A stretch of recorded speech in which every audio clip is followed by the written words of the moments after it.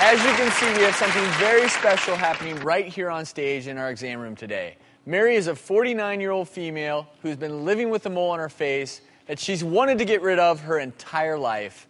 And Mary, I have to ask you, what is it about the mole that has given you so much grief? Well, children teased me when I was younger, and I would be embarrassed and try to pick it off and make a bloody mess. It's right between her eyes, so when people look at her in the eyes, what do they see?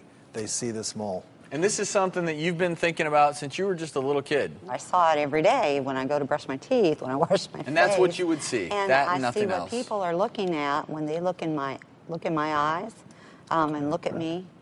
They're looking at this mole. And so are you excited now? Are you nervous? yes. Oh, I'm both.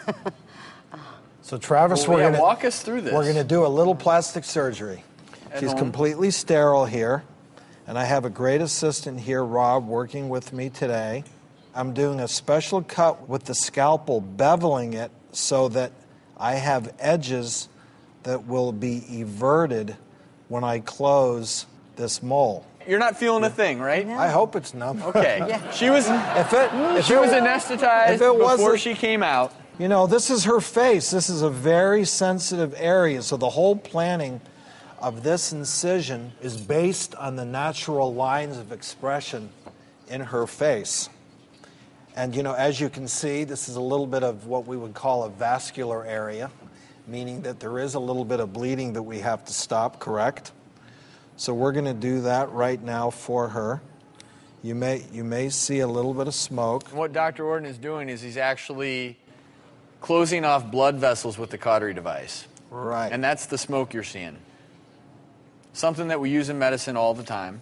If you have a mole that you don't like... This is not mother's mole removal. Right. You don't want to try to remove it at home. You don't want to try to pick it off at home.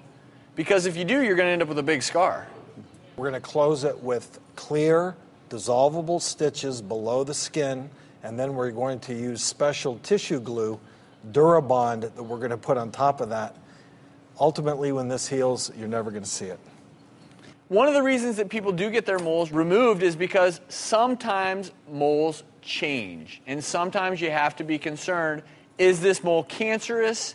And if it is, you need to see your doctor and get a biopsy. And that's the reason we remove moles beyond, this is purely for cosmetics. This is what you call an excisional biopsy. We're going to send this. It's going to be analyzed.